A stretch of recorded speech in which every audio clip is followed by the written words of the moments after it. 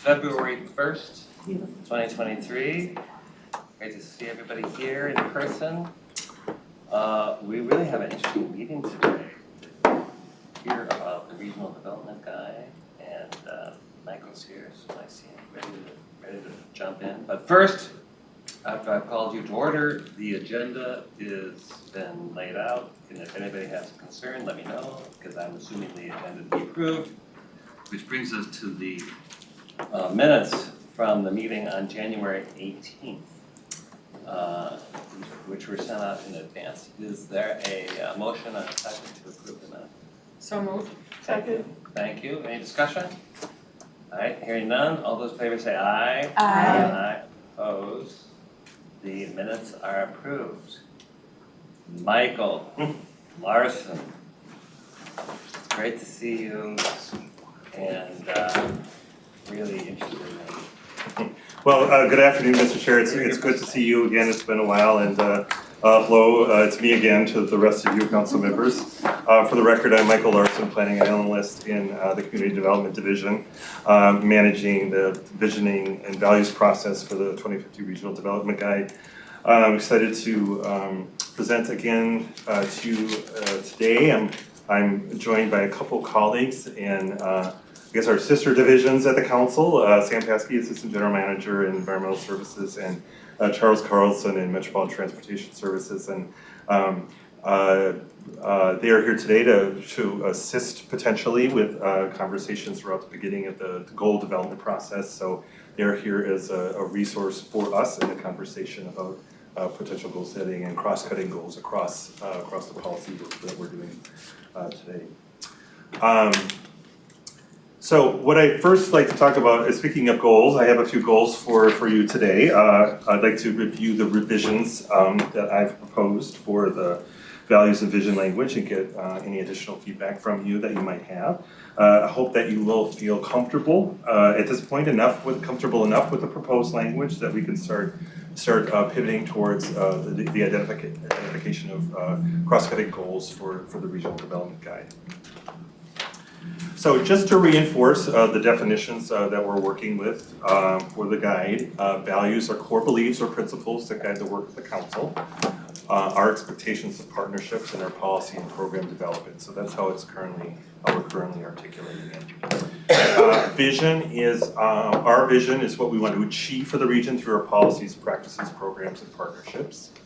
And goals are goals broadly describe the desired end state that we want to achieve for the region. So before I start to talk about the specific edits that we've proposed in response to your feedback, I wanted to share the set of short form versions of the regional core values and go one by one, and then we'll get into a little more detail as we go forward. Equity is proposed as we value the people and communities of our region. So that's a little slightly different based on our last conversation. Leadership, we value those in our region who inspire and motivate others for positive change. Accountability, we value being effective in our work and achieving measurable outcomes. And forest stewardship, where we value our region's abundant resources. So I'd like to turn now to each of the set of statements and the edits that we've proposed based on your feedback. I remember Councilmember Lilligren felt that this first statement was seemed maybe perhaps a bit patronizing. So we proposed the edit that we value the peoples and communities of our region. Given that a number of you had mentioned that the overall tone might be a little bit on the negative side, we've introduced some language and some tweaks that we believe creates a more balanced tone. And in this particular case, we talk about our region's economic and cultural vibrancy.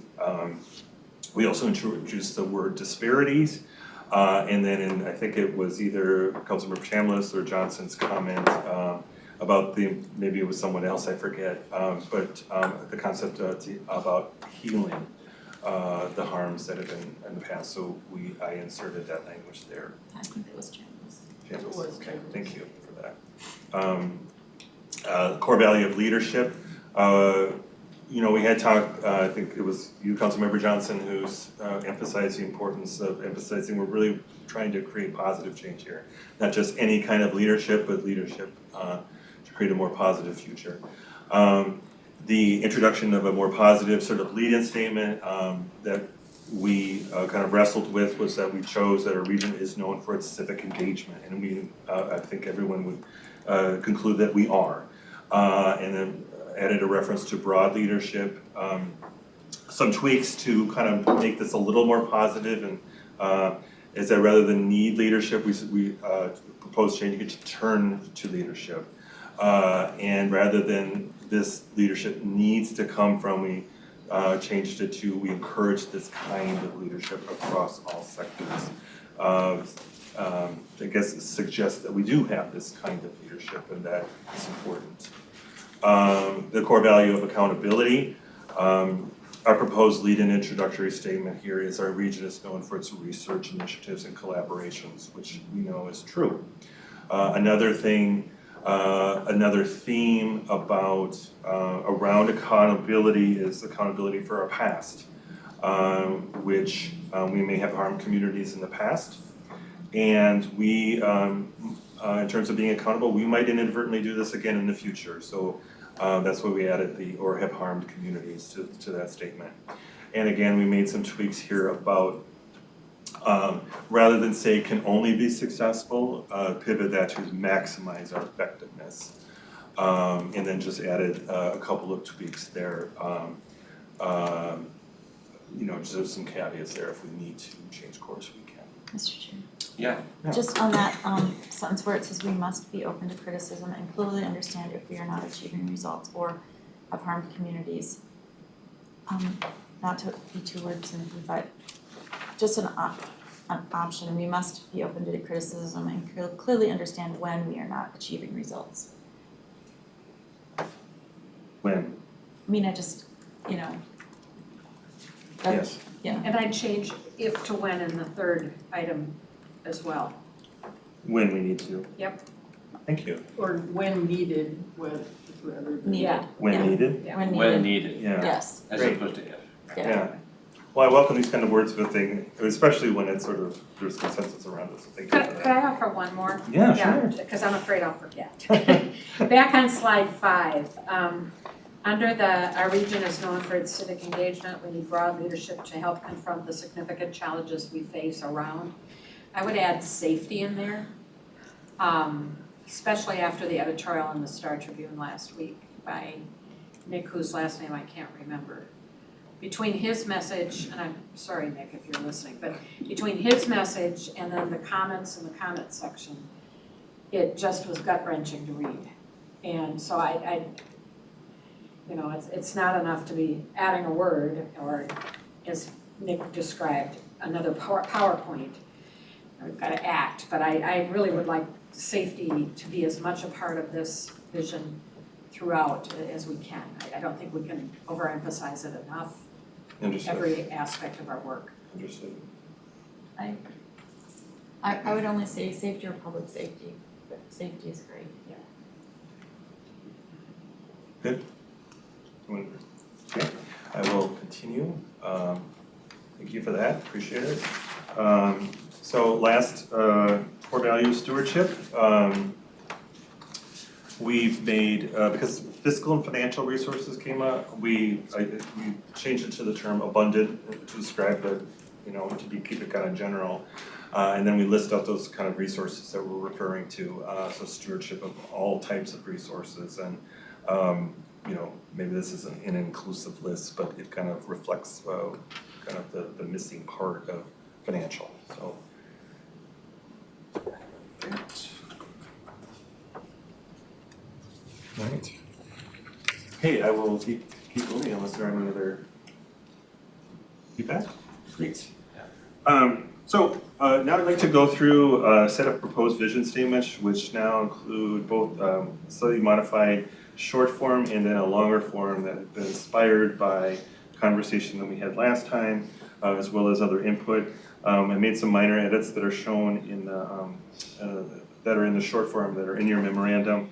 So in proposing these, I was trying to be mindful of creating this balanced tone again between sort of positivity and acknowledgement, the need for some inspiration, the need to be for brevity at this level, and to capture the spirit of the input that we've had, which is the themes of which I hope are incorporated here.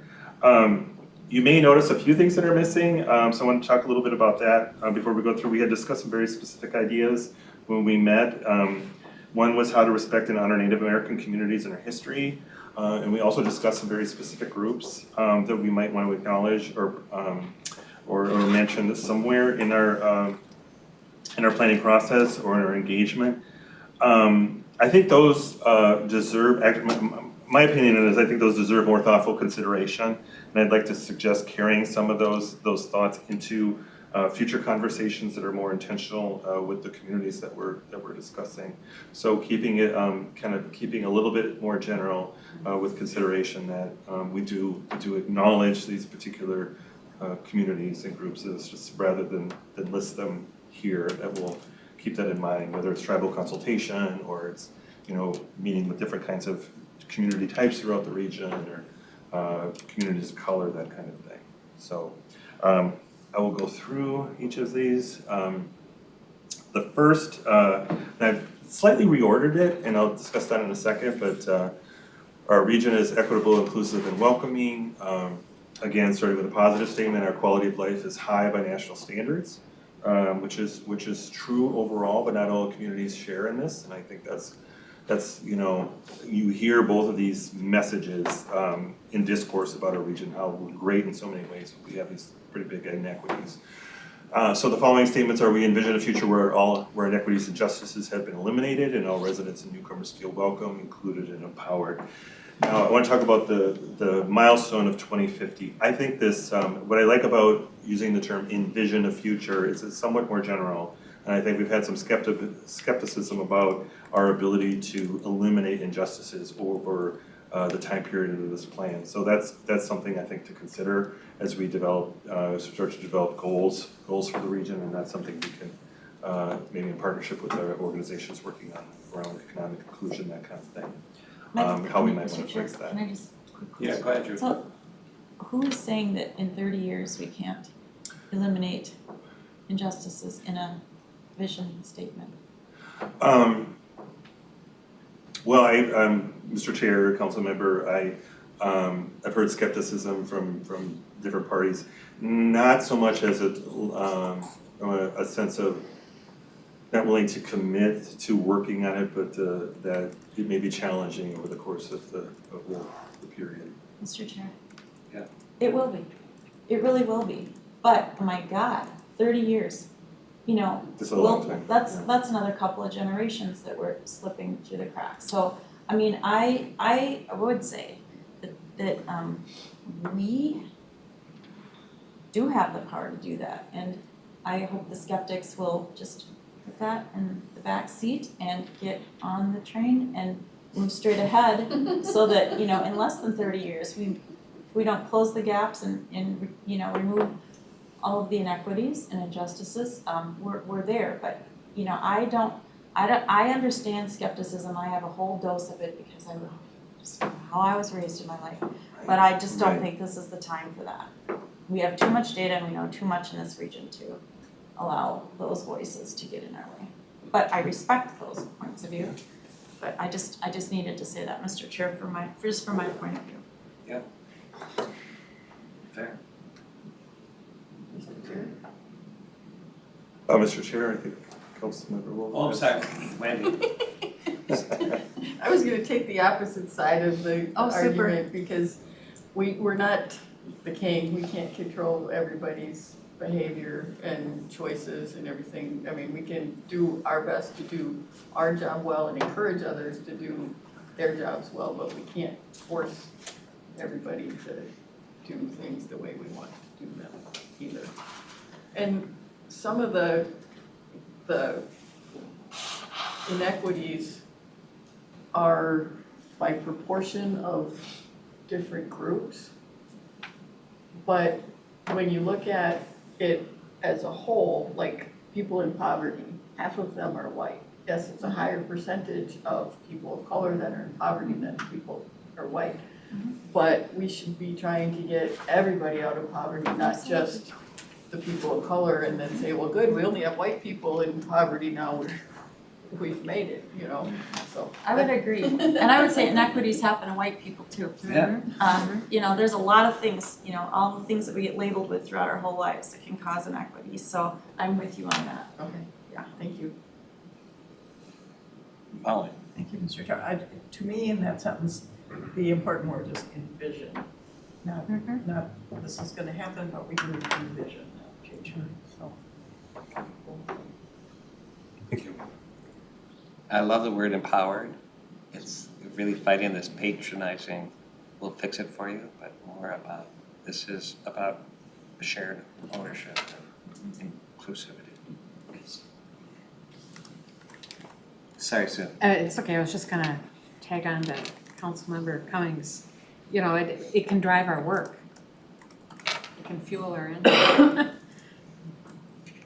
Well, Mr. Chair, I would just add too that during our goal setting, we have the opportunity to provide additional level of specificity and around where our goals might be, and it could in fact be very strong language that inspires but sets the bar for what we want to achieve in the region.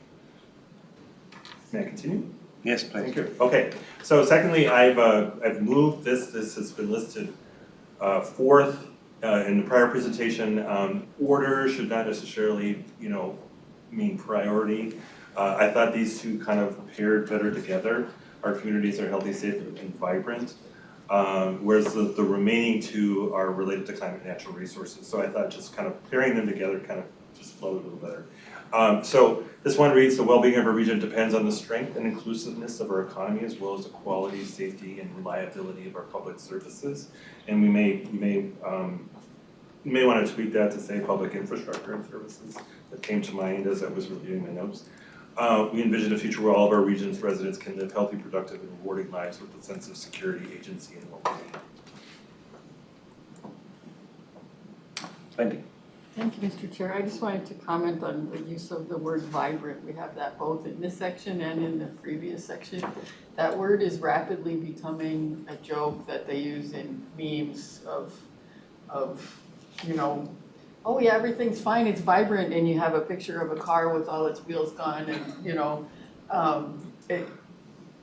we may want to look for a different word because that word is turning into a joke. Interesting, yeah. Well, Mr. Chair, I certainly welcome ideas for about a different word. We had, the cross-cutting issue was defined as health, safety, and well-being. We thought that vibrant and was a little jazzier, but if it's sort of becoming out of date, certainly, and maybe associated with a negative connotation, we certainly can, we could think about, a supplement. If anyone else, any other thoughts about that? What's She said hip. Mr. Chair. Yeah. I appreciate that. I would also say it's a visionary statement, and if you look in the dictionary, vibrant probably still means all the things we want it to be. So if you find a synonym, great, but. Maybe we can find a nice GIF for that. Right. So, okay, the third, we lead on addressing climate change. This is a little wordsmith. Our region leads on the critical issue of climate change. We envision a future, use the word envision, a future where we have eliminated or mitigated greenhouse gas emissions and have adapted to ensure that our communities and systems are resilient. I think part of the prior conversation we had talked about, ensuring that the most vulnerable communities are protected. This is a broader statement when we get into more details about goals and needs and policies and procedures. This is where we can start to parse, where some communities and demographic groups may be fine during a hot summer day, but an extended heat event, those kinds of issues that I'm sure we discussed around the climate. Any thoughts about this language?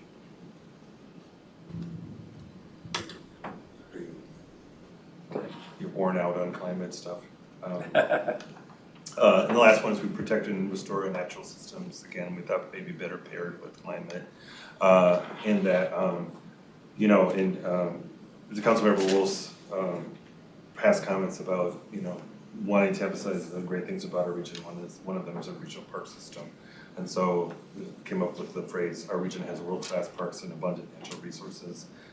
We envision a future where our natural systems are increasingly protected, integrated, and restored to ensure high quality of life for our growing region. So that leaves you open to the door that we could do better in this area. Yeah. Sue. Thank you, Mr. Chair. Michael, I have a question here. Are we limiting this to the parks, or do we also include our planning, our community development planning? I had 2 calls today from people regarding the water issue in the Northeast Metro area. Right. And in one of the conversations, it was interesting because the person who called me was wondering how much more their community can take on and not be part of the problem, if they're not already part of the problem. Right. Mr. Chair, Councilmember Vento, water resources absolutely is part of this integrated water system Okay. Planning that we have, whether it's water supply, chloride in our surface water systems, and the quality of the wastewater treatment system, and effluent. These are all what we think about as in terms of our natural systems, but I think we also mean our natural resources-based regional park system, Right. Working cooperatively with other agencies to consider the systemic, and seeing nature as systems and not just assets, and how they how these systems work together. Right. And then also looking at how we build out, where we build out. And at what point do we have to start rethinking how we build out? I really wanna know who you talk to now. You're telling. Right. So carrying on. So before we kind of pivot to the next topic, you're like, wow, we're making pretty good time. Maybe I'll get you on early. Wanted to ask these questions of you. Do these changes and suggestions, including the ones you just gave me, capture your ideas and shared perspectives? Does the language create a balanced tone?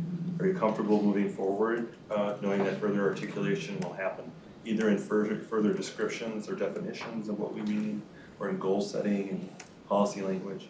And are you comfortable with endorsing this language as a working value and vision going forward?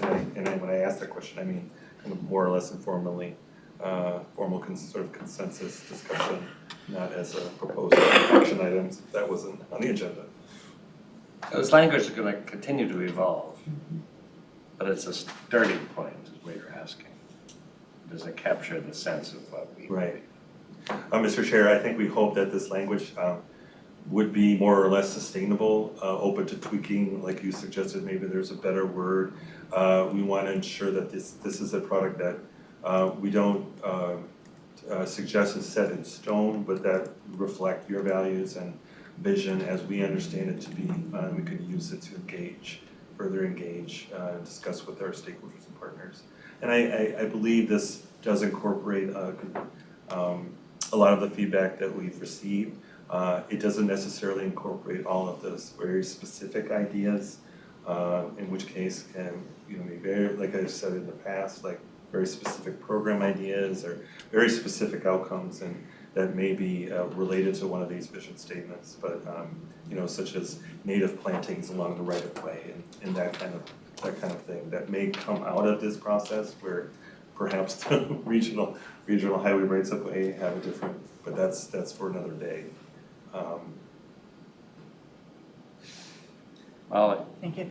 I think the tenor and tone of this is entirely different than what the last time we had the conversation. And we talk all the time about the importance of words and what word is selected, and it's very hard to say so much. I think you did a great job, but to me, this reflects the positivity which we talked about before, and I think it's a great improvement. Again, in the tenor and tone, I think it's very good. Well, Mr. Chair, Councilmember Cummings, I appreciate that feedback.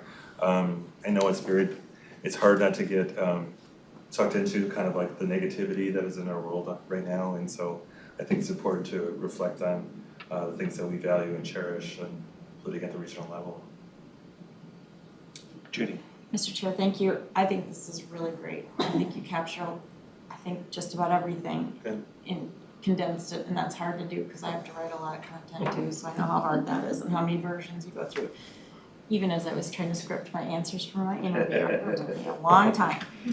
But I would say on page 7, the underlined in red, I think it's, I know where you're going, I just, I think it could just be streamlined a bit. Our region's resources include natural, economic, structural or infrastructure, and financial. You know what I mean? We've got our region's resource, which I think needs to be plural there, but then you could just list them as natural, economic, I don't know if infrastructure is the right, financial. I'm just, That's just helpful, thank you. so No, that I think that it makes reads, sense. reads a little bit. Yeah, it's good, more concise, Yeah. thank you. Yeah, that's good. And Mr. Chair, the only other thing I would say is in that next line, we recognize that these resources may be vulnerable over time to changing conditions, including from climate change. I would just say are vulnerable. I mean, and no matter, I mean, and Mr. Chair will appreciate roads and bridges even only last so long. Time just takes care of things, you know, so I would say instead of may be vulnerable, are vulnerable over time to changing conditions, including climate change. I mean, I don't know what's permanent anymore in the world that we're working on, so. Well, and to say they are vulnerable doesn't mean They're gonna- they're afflicted. I mean, it's Right, they're just, vulnerable. you know. That's all.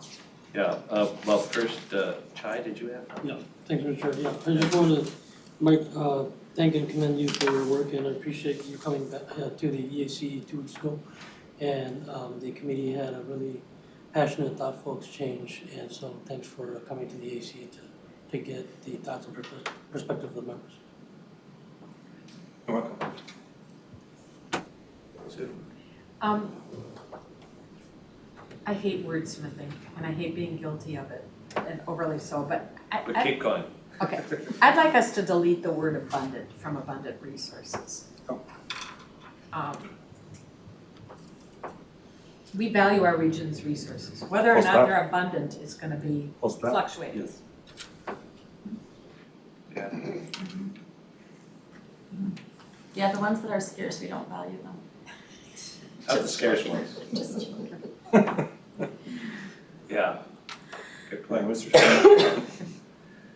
You know, Mr. Chair, council members, I will say that sometimes it can be frustrating to get stuck in wordsmithing and not move on, but I think also it does help clarify, you know, meaning, what we mean by these things. Yeah, So I think it can be a very useful exercise as well. Well, I think the only thing worse than being on a committee that's doing wordsmithing is having to do what you have to do after. Yes. That's gotta be torture. My skin is a little thicker than it was last time. He's very. In abundance. Wordsmithing is a yes. I certainly appreciate your input. Are we ready to move on? Sure. So, moment, please. So I wanted to go through each of these areas and keep in mind that the edits that you've just suggested. So I want to pivot towards goal setting and introduce goal setting and a proposed structure, get a chance to look at it, kind of how we think about goals, where our goals can be cross-cutting, not only across our vision, but ensuring that those goals get there reflected in a cross-cutting way across different policy areas as well, really providing an opportunity for us to work across divisions to consider shared issues where we have shared responsibility in implementing the pieces of the vision and reflected our values too. So on the slide here is the first of 4 slides. Just on the left there, references to the sort of major policy areas of land uses policies will be reflected in the regional development guide. And then we'll have components related to housing, 3 regional systems, and as well as economic considerations for functioning as a comprehensive economic development strategy for the region. So what I have on the right, you know, just to kind of remind you and kind of feed the conversation, a little bit is kind of sort of recapitulation of what we those statements you reviewed last time. Again, went through the exercise of creating the statement, but also wanted to keep in mind some of those ideas that rose up that may be food or fuel for goal considerations or something more specific. So again, upholding communities that have been harmed in the past, the ideas of agency, power sharing and participation, authenticity, I think in terms of our inclusion and being a welcoming region. Past land use exclusion or versus how we might approach land use planning regionally in the future, be more inclusive. Environmental justice considerations from the past and going forward. Access, affordability, and choice are really thematic across the different, both our vision and policy areas.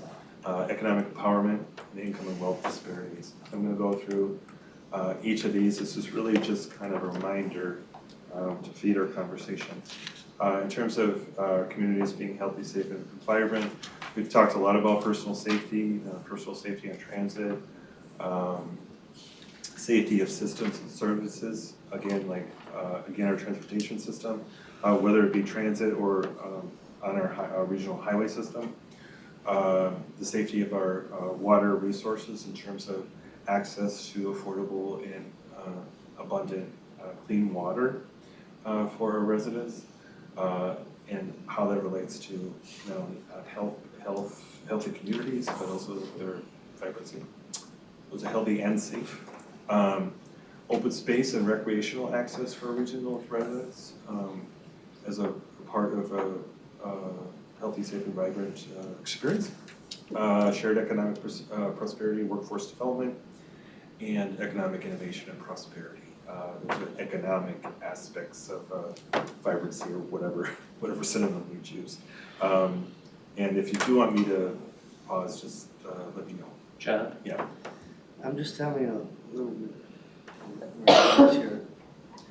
I'm having a little problem figuring out who we're talking to and what we're representing. So if we're looking at equitable, inclusive, welcoming land use or plans consideration, are we talking about our community or what we're doing? I mean, what we're doing by buying electric buses, or what we're doing, so is this external or this internal? How we address equity as far as hiring, is that something we do to make our region stronger, or is it something somebody else does? I'm just trying to figure out how those two kind of coexist here, if I'm making sense. Yeah, I don't know, if Michael, you want to just take a crack at the development guide's purpose for the region. It's not just to guide our own actions, but to guide municipalities mostly, but those elements that come together to create a region. So I think it's more external. Mr. Chair, Councilmember Pacheco, I would, the regional development guide is, like you said, is intended to be a guide for the region, and we developed that on behalf of the region. And the Metropolitan Council as an organization, a governmental organization, has, as all governmental organizations have degrees of influence which range from our authority over certain matters to varied degrees of influence that might be programmatic, might be research, might be our role in convening certain issues. And that's why at the beginning when we talked about these applying to the council as well as our partnerships. So I think we consider all of the various stakeholders in our region to be partners in one way or another. And that these values are, we're articulating these values on behalf of the entire region. So that it's both, I would say both and as well. Does that make sense, Jen? I'm kind of getting closer. Okay. I guess the other part is that if we have the region and that's our considerations and our role in this, it seems to me it becomes very difficult to do the metrics on that. So so now we know what our intent is, and around these issues, how we're going to measure when we get there. Is it when the city or counties or our region becomes more vibrant, or whatever it is? Or is it, so what at the end of the day are we going to measure other than have a nice document that sits on the shelf? Mr. Chair, Councilmember Pacheco, I can give you an example from how this question was answered and discussed at the Equity Advisory Committee. And I think we do need to, articulate ways to measure this quantitatively as well as qualitatively. So if we're talking about, the quality of our water resources, we can measure that, determine a cause of a problem and address that. Now, if we're talking about communities and a sense of vibrancy or a sense of belonging, in their well-being, we might identify what we think are important metrics, like, for example, increases in household income and wealth. But we also might want to survey these communities over time to see if, we're not the only organization by any stretch of imagination who influences the well-being of the region. But we may take a leadership role in surveying communities or partnering with others who do similar kind of work to see where communities are at in terms of, maybe we think about immigrant communities and their experience after coming to this region. We think about longstanding residents and that kind of thing. So I think that's, to be determined about what will be the most representative science or survey work or that kind of thing. But points well taken. We have to determine like what are the most, we can't, measure everything and survey everyone, but identifying what we think are the most representative indicators of that.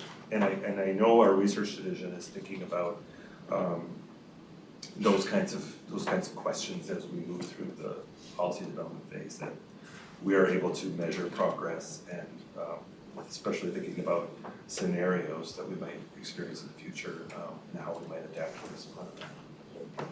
Molly? Thank you, Mr. Chair. Why are agency and power sharing in quotes? Mr. Chair, Council Member, well, good question. Because I don't know, probably because I thought they maybe weren't well-defined terms. To call them out, I think they require some definition. I don't know, it's just a slip of the keyboard or something like that. But I think those are terms that may be new to some people and may require definition. That's So they wouldn't stay in unintentional. quotes. Oh, I wouldn't use those. I would, I think agency is a term that we've heard in various settings. So I think it's a powerful concept and idea, and I think though not all may be familiar with it, and I think it needs to be defined how that might get articulated in our processes and our procedures, but what we mean by that. I've heard the term power sharing come up in different settings, and I think we also need to articulate what that means. So just really, I think I just to call those out is sort of requiring a little bit of discussion. And by this, you mean agency relates to power, to be in power. Correct. To be standing with presence. Mr. Chair, yeah, that's correct. And we might think community agency is a community organization. That we mean more like a sense of power, control, and being able to influence the process and achieving that. Right. Ted, were you about to say something on that? No. Okay. Wendy? Thank you, Mr. Chair. So if you get all of those things in the list, when you get down to the bottom one, I don't really like the bullet for income and wealth disparities. If you have economic empowerment, you should be able to be okay. But a lot of the work around the disparities is about comparing everybody to everybody else and making them angry that somebody else has more. Mm. And, it really doesn't affect me if Elon Musk or Bill Gates have all kinds of stuff, as long as I have enough to get my family through. And it just always turns into a, well, look what they got that I don't got, sort of a dynamic that is not always helpful. If you have what you need, you don't necessarily need to go around comparing with everybody else. It's bad for your mental health. Yeah. Unless specifically, is this meant to highlight structural racism, where there is disparity based on some external factor that should be in. Right, Mr. Chair, council members, you know, this list is meant to be representative of the sort of things that come up in consideration, so we've discussed before. Just like I said, just sort of fuel the conversation like we're having right now. And I think we would want to consider that where we have structural inequities, like where it cannot be explained other than a factor of race, that if you hold all the other variables related to age, education, I'm blanking on other factors, but if you hold those variables constant, what is inexplicable, for example, related to race, and a lot of research has shown that. So we're able to parse that out, and so we may want to consider that as related to a goal or potential metric going forward to see how we're doing. I know the Center for Economic Inclusion tracks some of these just things as well as I think Greater MSP as well. There's indices about that and ways to overcome those disparities. Deb. Thank you, Mr. Chair. I think maybe this last one, it's almost like you want to change it to like economic and wealth disparities, because income, you know, for different people, different situations, even in different communities around the metro, what you need to live is a different number. Right. But then the wealth part of it, I think that's where you're really tying to true disparities, because then you're starting to get into home ownership and generational wealth and some of those things that we do influence some of those things and Right. can impact on the growth. Right. Great. Chad. Yeah, thanks, Mr. Chair. Yeah, I think I appreciate calling out the disparities in the last point, because we do have to look at the historical systems that have created income and wealth disparities. You know, Memphis is in the news right now, and the reason there's so many black people in Memphis is because in the 50s, a lot of black tenant farmers in a neighboring county called Fayetteville, they were beginning to register to vote. And these were poor black tenant farmers who were farming on lands owned by white folks. And so when the white folks realized that the black farmers were gonna start registering to vote and outnumber them at the polls, they just evicted them from the farms. And so the black folks didn't have nowhere to go, so they moved to Memphis. And that addresses the issue of home ownership and generational wealth. And I think that has to be called out because of the systems. And then the historical systems have oppressed people. Judy.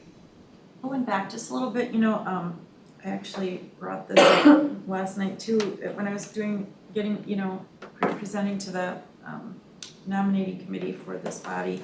But are we also pulling in the regional economic framework that we worked on with Greater MSP and Center for Economic Inclusion? Because again, those 9 focus areas or pillars, you know, and there was some really good language that we participated in there too that I think is just very close to mirroring much of what we're doing here. So, and we are telling the public too that is informing 2050. So I just wanted to make sure that it feels like it is, but I'm just asking. Yeah, Our regional ambitions are Yeah. aspirations. Yeah. Mr. Chair, Councilmember Johnson, that was our intention, yes, and I do think that language is pretty good, and we've used that as kind of a resource for articulating things and identifying things like metrics and kind of explains some of these things. And Mr. Chair, just one last thing. You know, we're talking about 2050, and I'm just reminded on this document, the regional framework, it says the council's mission is to foster efficient and economic growth for a prosperous metropolitan region. So I thought that was interesting, because I don't know when we came up with that, and maybe it's still fitting, but it was part of that document. But you know, I'm not trying to open a can of worms on a mission, but you know, I feel like we're really making great strides into really trying to address the future that we're envisioning here. So. Mr. Chair, Councilmember Johnson, what your comments bring to mind, the importance of, we don't necessarily want to reinvent the wheel, and the council, you're familiar with all the good work of the council and all the research and all of the initiatives and studies that are being done, and those are all help inform this process. It's really an articulation and clarification in this process, we don't, if there's language that we use that hit the mark, or if there's a framing an issue, or we certainly want to, we kind of repeat that language if it continues to resonate. Thank you. Can I continue? Great. Okay, and again, I just want to remind you that these plan considerations to the right are meant to, again, fuel conversation as you can. So, and then, wait, I think did we do this one? Yeah, we did. Excuse me. So, we lead on addressing climate change. Land use development patterns have greenhouse gas emission impacts, and not only in terms of the development itself, but in terms of the trip generation that they might, whether or not there are greenhouse gas associated with trips to and from a particular land use. Transportation efficiency and modal choice, the ability to maximize the efficiency of your trip making, thereby reducing EMT, be able to choose an option that has reduced greenhouse gas emission. Again, environmental justice comes up, vulnerability to climatic events, vulnerability of people as well as their systems and services. So, meaning, our transportation and wastewater systems as well as transit services and that type of thing. GHG elimination mitigation, economic impacts that are innovation that might occur in response to climate change or to help with, I know that there are certain industries, I think, in our region that are well positioned.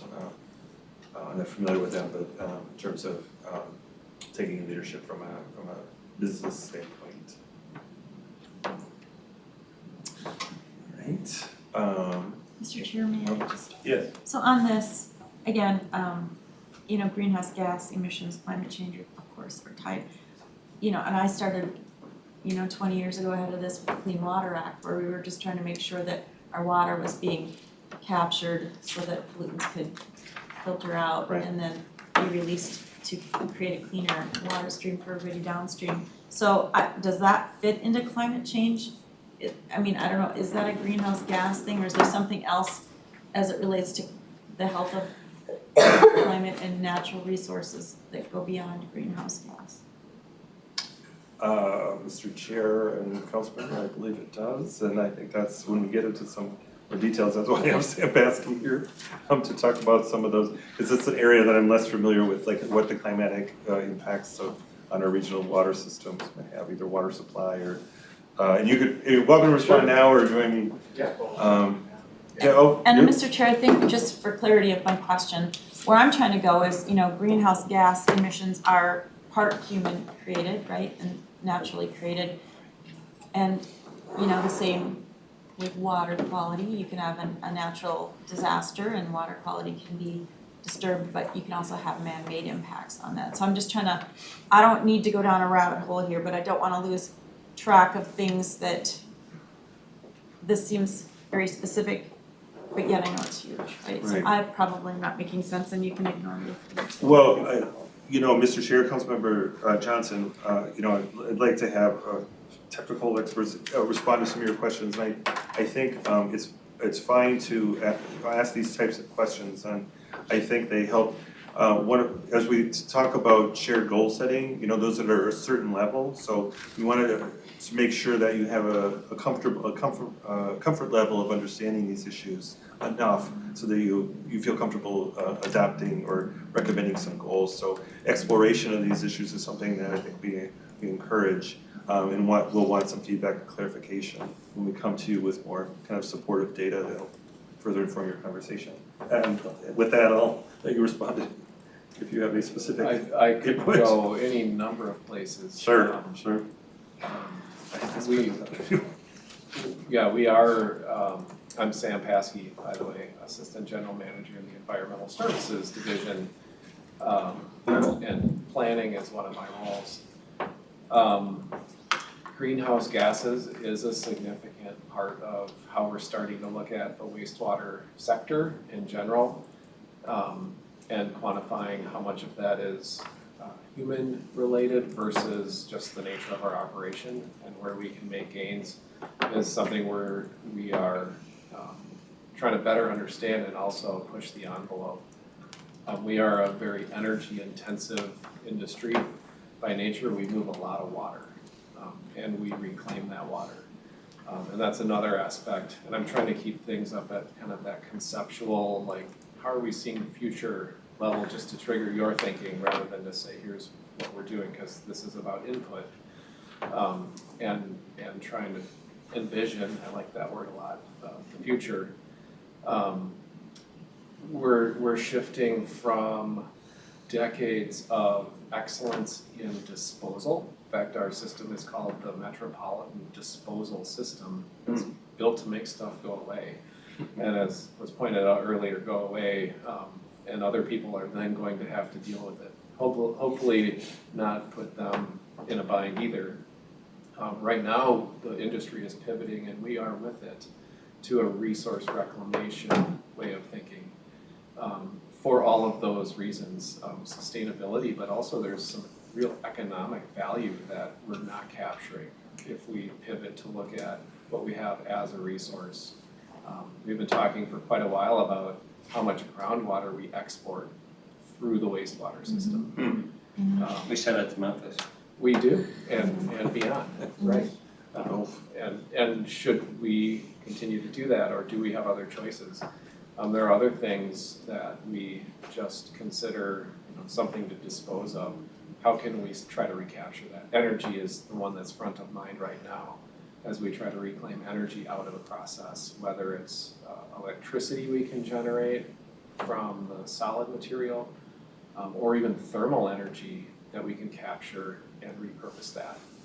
Some really exciting conversations that hopefully will come your way in the future about some of the thoughts that we're exploring. But then you get to climate and things like green infrastructure, where we can actually mitigate some of the things. The sewer system was originally designed to handle stormwater, and we can do that better with green infrastructure by slowing water down on the land, so it doesn't have to go to a human-built system. It can go to like a natural system and get infiltrated. And we're doing more of that, we being everyone in the state, in the region. And then that even gets to the climate change issue too, where there's no way we can build our way out of the risks or the vulnerabilities, as came up earlier, because we can't quantify them. But we hope to do better as a regional planning organization of helping communities identify where are the biggest risks or what should they target spending on, with all the tools at hand, like green infrastructure. And climate in our eyes is largely, and we're biased, a water issue, but it is also the gases that we can hopefully do something better about as we go and become more sustainable. So just a broad range we could drill in. Thank you. All right, I'll move on to related vision statement related to protecting and restoring natural systems.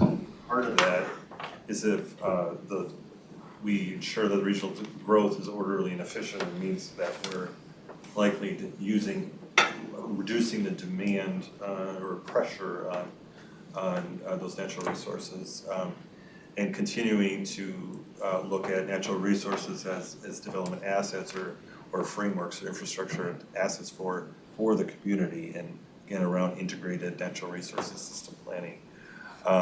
We mentioned, we've talked, I think with the transportation, the policy plan advisory working group, right of way, and it's the system context sensitivity, and whether or not there are opportunities, both development wise as well as natural resources by use of the right of way, in terms of natural resources, and not just open storm sewers, but something that's maybe more effective at stormwater infiltration and community asset. Surfacing groundwater protection and sustainability, environmental justice, again, just thought that'd be important to emphasize, and again, vulnerability to climate events, for our lakes and streams and built environment.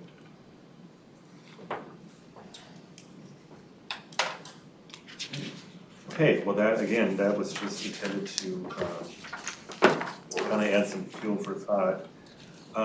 So I would like to kind of move on to talk a little bit about this idea, this working idea. I want to share this with you for goal setting, a matrix for goal setting. And please keep in mind this is really it's kind of a working concept that we played around with a little bit. As such, it may be it's certainly an incomplete inventory. We may have some redundancy here or not specifically aligned with policy areas. So any staff listening don't get in a panic about what might be here or not here. It's really kind of intended to rationalize this little process, to organize it in a way for us to consider if we have where we might have opportunities for cross-cutting and integrated regional goals. So again, across the top is where we have succinct versions of our vision statement. Across the left are those 6 policy areas that I had referenced. And underneath each policy area, we have some ideas or comments or suggestions for specific goals and using similar language. For example, a couple of the policy areas, namely housing and transportation, may have a affordability and choice goal, and we may want to consider that for each of those policy areas, and maybe perhaps consider them together. That affordability and choice really is influenced by these 2 major policy areas. May consider them together. Orderly and efficient development, as an example, may relate mostly to land use and transportation. This gives us really an opportunity to kind of consider what goal areas and policies are implementing our aspects of our regional vision, where there might be kind of shared goal areas, as we had mentioned. When we talk about accessibility, for example, of the region and wanting an accessible region, that might mean different things. That might be providing additional transit, but it might be providing additional housing choice in certain parts of the region, so that people can live in areas. So having a kind of broader definition of accessibility, what that might mean for different kinds of communities and different types of contexts or policy realms. It's an opportunity for us, I think, to work together when we think about accessibility and defining that and what that means, and exploring that a little further. It's really intended to give some structure and organization to it. This is sort of a multi-dimensional kind of thing we're working on here. So I wanted to get your feedback and reaction to that. I will take it to my next slide. Then we can kind of backtrack a little bit on that. So again, so what the goals will be is to broadly describe the desired end states that we want to achieve for the region. And so for that accessibility example, and I think I included, an example of what we meant by that in the memo. I would like to hear from you, start this conversation, not just begin the conversation of what end states you would like to see by 2050 or some point in time in the future. Discuss how these end states might relate to across policy areas. You have a specific idea of what we'd like to accomplish for the region, how that might be framed in terms of different policy areas or how it might implement the regional vision. Again, so I just mentioned that how these end states might achieve our regional vision, and what information or technical support will be helpful in our follow-on conversations where you sit on different committees and you hear from staff, you participate in these conversations, so you have a lot of wisdom to share with us as policymakers, and then staff in turn can support that conversation at a level that will support you identifying goals for the next regional development guide. So like to hear, Mr. Chair, I'd like to turn it back and hear what you think about this sort of approach and any specific ideas or answers to these questions that you might have. Now we can set up the next engagement with you. Great, thank you, Michael. And maybe to start, are there existing goals, metrics, like climate CNG goals are kind of stated, just in the paper today, where they were set in 2007, Right. and there's some updated ones. Are there ones that are more kind of broader, statewide, ones that have already exist that we can kind of throw out there as a template? And I'm using climate as an obvious one, but there's some others. Oh, Mr. Chair, and I'll ask my colleagues to weigh in on this. I'm sure there are, I don't know them off the top of my head. Right. But I think that's an important place to start. A starting We point. also have, I think the state transportation, what's it called? The state multimodal transportation plan has a set of goals that we may want to consider as well. That was recently adopted, I believe. So, that was an extensive effort, and we might have turned to some of these resources to mirror or to Align, I guess would be a good align. word. Yeah, exactly.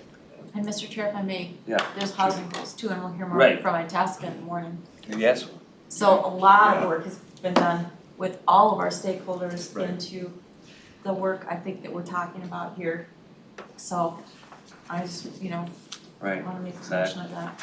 So that's helpful feedback. That's something we can come back to. I mean, we can answer these on the fly right now, as well as come back to you with maybe prospective goals, like aligned. Maybe we parrot the goals. We could Yeah. maybe Yeah. modify the goal to be more in a regional context, that kind of thing, or suggested language. And just to kind of follow up on that, and Mary's just suggesting, we have the governor's One Minnesota strategic goals. Right.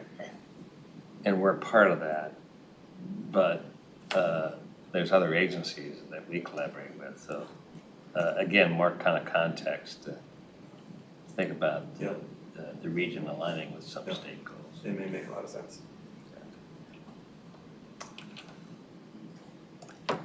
Any other thoughts, John? I'm still struggling, but either way. And then it is because what I'm struggling with is, again, we're talking about looking to measure what's happening in our region. And we're I'm not seeing where we're measuring what we do, unless there's a whole separate document that says, but we can measure what we do in housing. And how does that compare to what's going on in the regional things? It's almost like two documents to me. It's almost like if we took this plan here and then mapped it with what we are responsible for doing, and how we plan to address it, we would show by example what could be done. We can measure safety on our vehicles. We can measure how many arrests were made or somebody OD'd or something. But we're not gonna solve the drug problem in the Twin City or in the region. And so I'd like to have some metrics that, even if it's just for us, that can show everybody else in the region that this is doable. That you can measure your impact.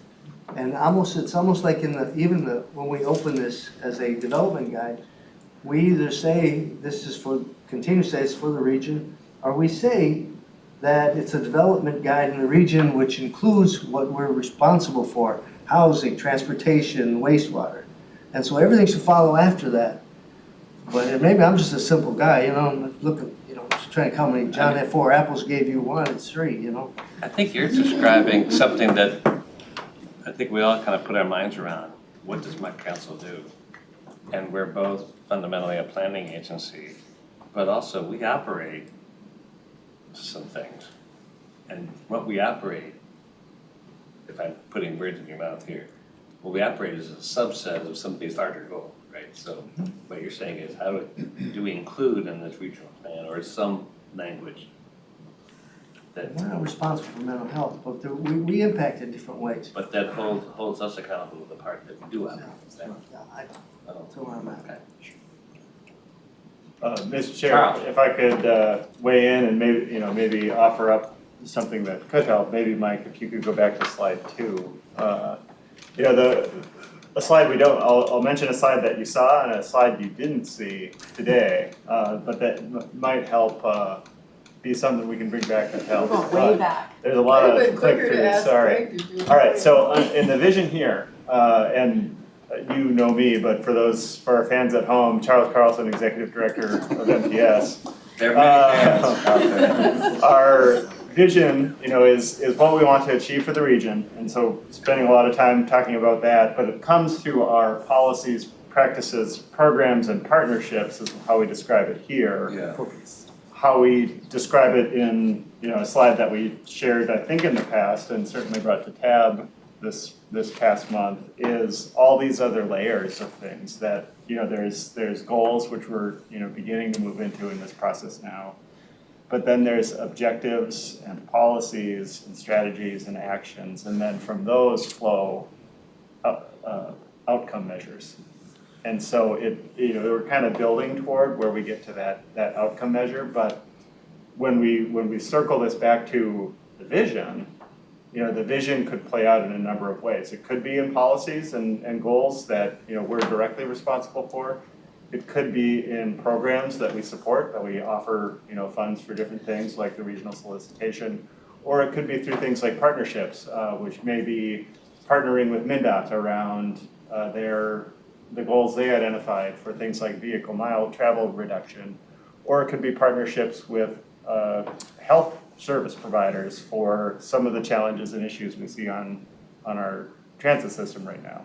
So I think there's a number of different ways, and I think we don't so much need to think of defining goals in the context of all of those partnerships, but instead from that broader view at this point of looking back to now.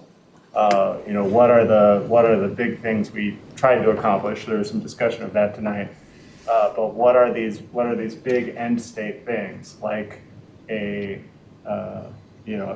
safe or a thriving transit system that we define now, and then through all these subsequent pieces that we will then develop, build in the policies and measures and actions that get us to that end goal, if that helps. Thank you, Mr. Chair. And so as we got down to these layers where you start to get to the objective measures, they're like under Thrive 2040, we had Thrive indicators that we did track certain things. And that's sort of like the next step down. Okay, now these are the things that we're gonna track. And you can do it both externally as part of the regional development guide, but the way I look at part of how we implemented Thrive is it's also the lens that we look at everything. So even at the stuff that we look internally. So it does kind of get to what you're talking about, but I think we're almost a couple steps away from it still.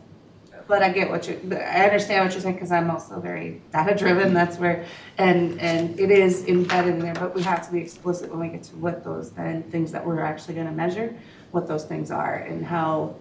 And I think keep looking back at it too to make sure we're still measuring the right things throughout the entire process, because it's in place for a decade. So I think those things change. So. Good. Mr. Chair, Judy. just as one quick example too, when we were talking about income in the region, like how much do we affect that? Well, we do, we're a major employer. I can tell you at management, we make decisions all the time about the contracts and the income and who's receiving the millions of dollars that we're putting out into this economy, and we're trying to change that to help eliminate disparities. So it is a kind of a two-track. One is the body of work we're doing, and one is the partners out there that are trying to follow this development guide, we hope. My other question would just simply be, when you talk about the questions, what are the end state questions? What are we hoping for, right? You're gonna ask more than us though, right? There's like a whole bunch of people out there that have really good information that I know I'm not gonna come up with.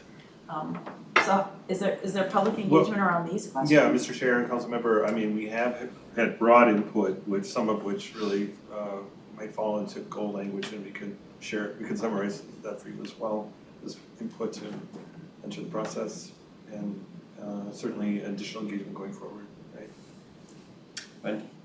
So what happened to the Thrive indicators? We used to get presentations about them all the time, and technically we should be tracking that now, because most of the time we were tracking the Thrive indicators, the city's comp plans hadn't gone into effect yet anyway. So we're actually right now seeing the development from Thrive, but we were doing the tracking before all of that development happened, and now that we're actually using Thrive, I've not seen anything about any of those indicators.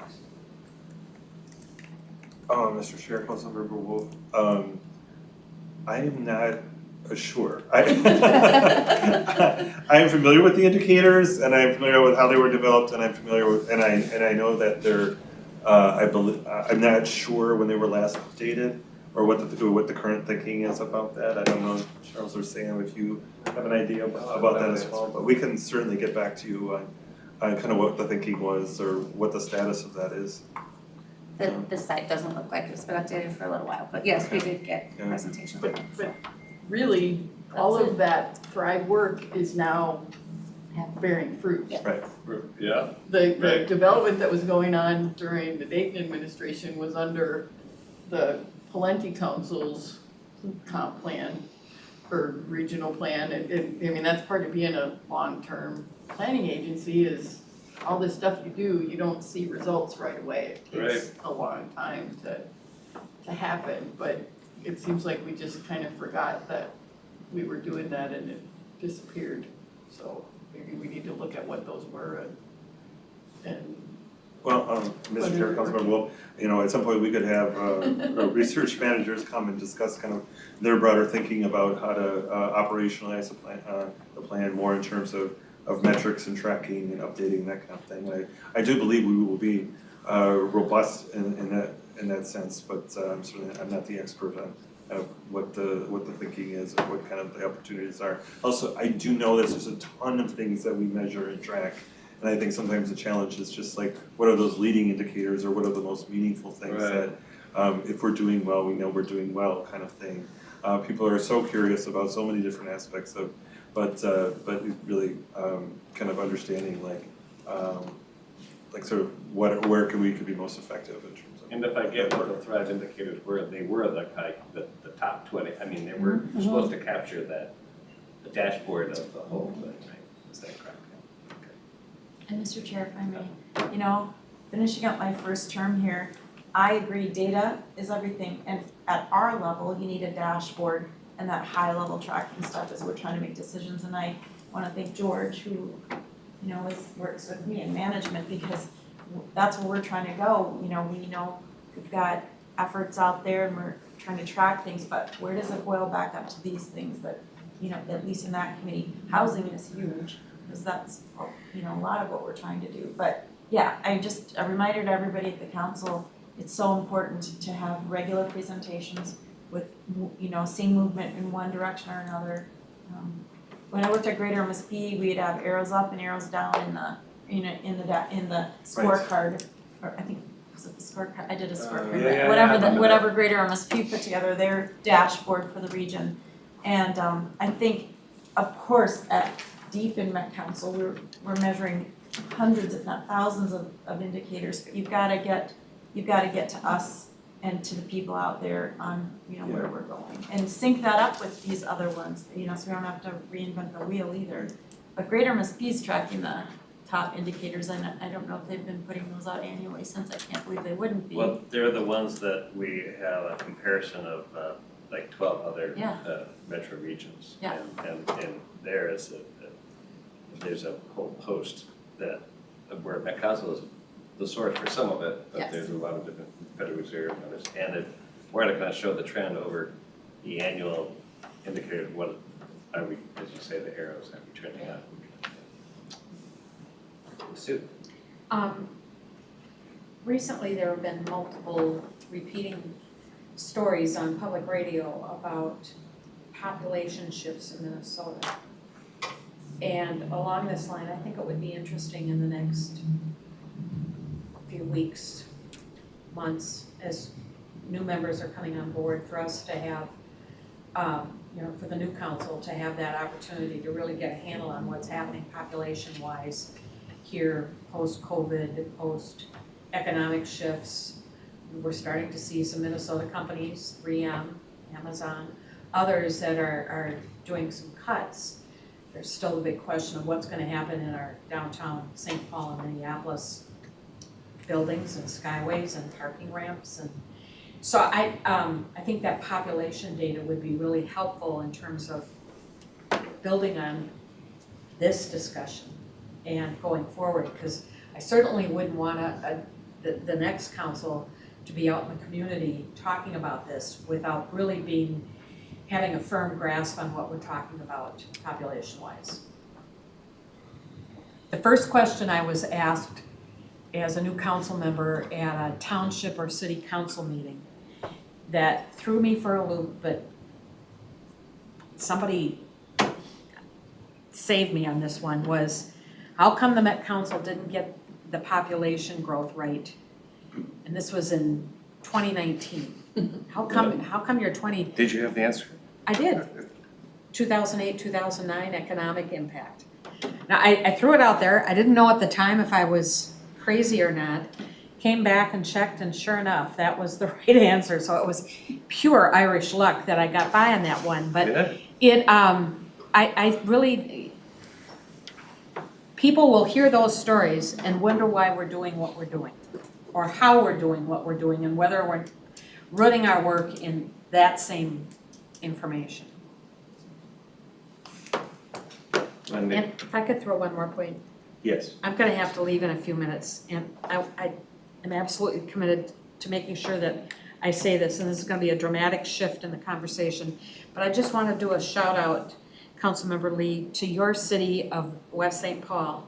That article in the Star Tribune about the 3 women who organized the community in support of a mental health center in that community just gave me goosebumps. It was just fabulous, so I just had to say that, and may all of our communities have that kind of vision and heart. Thanks, Sue. Thanks, Sue, and thank you for your work with the Purple Line tonight. Oh, yeah, Wendy. have fun. So I'm still trying to ponder this whole intergenerational wealth thing. Do we have data on who has intergenerational wealth? Because maybe I just have the wrong friends, but you know, I don't know people who got money from their parents to buy houses, and I know only just a handful of people that have ever inherited anything. Maybe I'm not in that demographic, but you know, I keep hearing about intergenerational wealth, but when I talk to people and say, did you get help buying your house? Did your parents give you money for a down payment? They're like, no. You know, the only thing they got from their parents was some brown furniture that they had to find places for when they moved into the old folks' home, you know?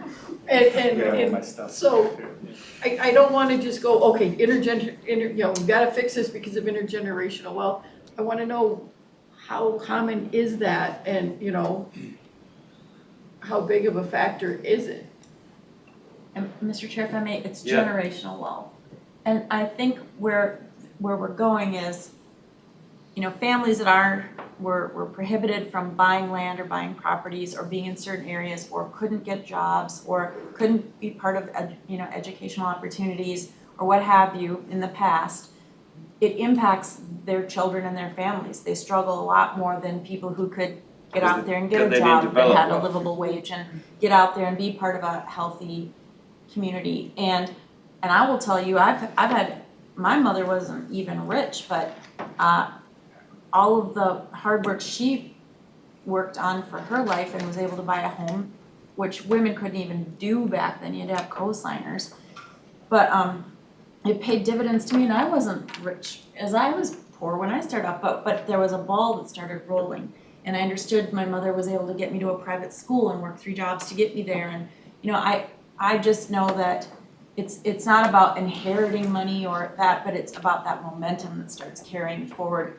And that's why you see parents that are so focused on their children doing better than they ever did before. And we kind of hit a spell not that long ago where people didn't believe their kids were going to do better because of what's been going on in the world. So I think it is about wealth, meaning money, but I'm not sure it's necessarily about inheritance, but it could be. But if just not that long ago you were pushed out and you couldn't be in these communities that you were redlined, and then you couldn't get that kind of a job, or you were kind of cast out or pushed down as a community or group, while others were able to move and achieve and do and have choice in schools and vote with their feet if they didn't like the community that they were in, where others couldn't do that. It definitely impacts generational health, wellness, the whole thing, so. Education. You know, I hear what you're saying, but I think it's more about the transfer of money. It's about transfer of opportunity, hope, prosperity. And even a future, you know, I made horrible decisions, but even my setbacks would probably be a less of a setback and I could rebound from it than, you know, other people that I knew, who, they just didn't have that kind of a resource, or people fling doors open for you and some people don't. So I just have to say that because that's how I view it and how I'm trying to understand it when I hear people in other communities and learn more and more and more about systemic racism that still exists. So I just want to put that on the record, kind of where I come from when I think about generational wealth. And for me, it's wealth, wellness, health and well-being in all of it, and opportunity, and opportunity to create your own future success, whatever that means for you. I don't think everybody in this world needs to go to college, and I don't think everybody in this world wants to be Bill Gates with all of his money. I think, though, that there should be, based in our Constitution, the opportunity where people can set and chart a course and have the ability to get there, or the opportunities to get there without being held back. And so that's what I hope, that through the systems we impact, the lives we impact, with our partners externally, and certainly as a major employer internally, we make sure that we are moving forward in a way that allows people to be their best selves and their children and future generations as well. Thank you, Judy. Sorry, that was a soapbox moment. Thank you, Judy. I No, apologize. You've been very patient. Chris? Sure. Thanks, Chair. So just a couple pieces of more general feedback. One is there's a lot of reference to communities, and outside of the first slide, not many references to people. And I think it would be good to weave in some more references to people. I know it's about community, but ultimately it's about people in the region. And then the second piece is, and I'm not suggesting this is a core value on its own, but sense of solidarity, right? This along the lines of one Minnesota language that, you know, whether it's connectedness, solidarity. I think the best example I can give in terms of my own experience over the last few years has been after the civil unrest from the murder of George Floyd, living in St. Paul, did not feel a lot of solidarity from folks outside the cities, at least folks in my orbit, right? And it goes both ways, right? So to the extent that people who live in more rural parts of the region or in the suburbs, whether or not they feel that respected or not respected by people who live in Minneapolis and St. Paul, and vice versa. But I do think trying to incorporate some language that illustrates this connectedness and need for us to, we're in this together. Yeah. Zach? Well, and that, Chris, that's, you know, a sense of community. You know, we talk Sense about of place, communities, sense of but are we communities? Yeah.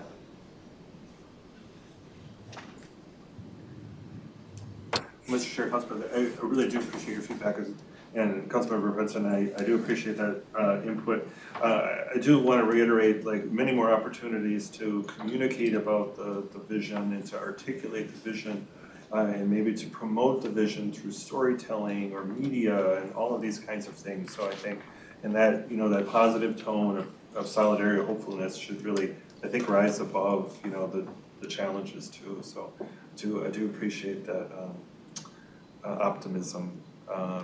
And I also, yeah, so I do want to make one final request if there's any feedback on sort of the proposed kind of structure where we get to think about this cross-cutting goals as well. So in addition to that, any additional information to support the conversation around those policy areas or those like data regarding you know, generational wealth or disparities, that kind of thing. Otherwise, we will do our best to share our staff wisdom about these things with you next session. That'd be great. Yeah. John, good. Can we get this presentation for the Equity Advisory Committee? Yeah. I'd like that, thank you. Yeah, Sue.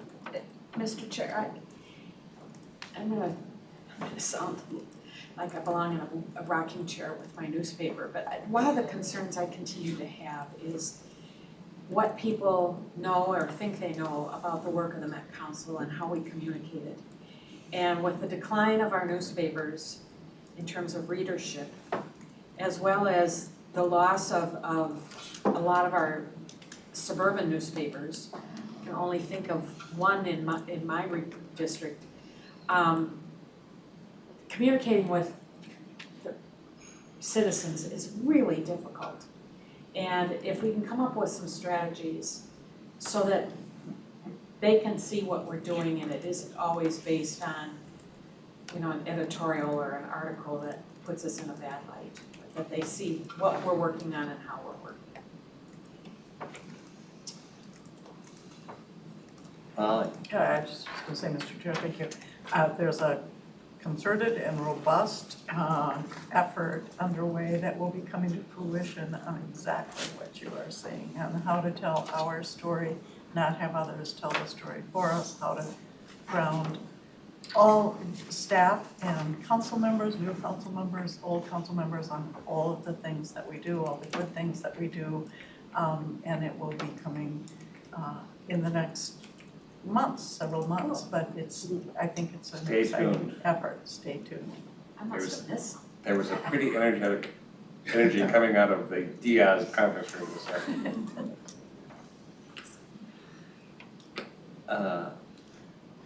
Other thoughts? You know, part of that and deciding onto that is for me as the reader, where do I see me in here? As a part of this community that we're talking about. So I belong here. Right, so how does it touch me?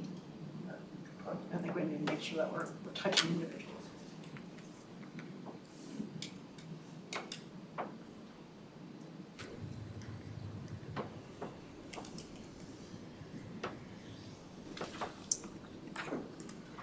Your work here is done. Yes, we'll see you next time. So you won't miss me. We really look forward to your work, your continuing work, and the great conversation, Councilmember. Thank you for participating. And anybody else have any last minute comment, thought? All right, hearing none. Thank you, Michael, Sam, Charles, as always, everybody. This meeting's adjourned. We'll see you soon. Yeah. Thanks, guys. Back by popular demand. Yes. What's this?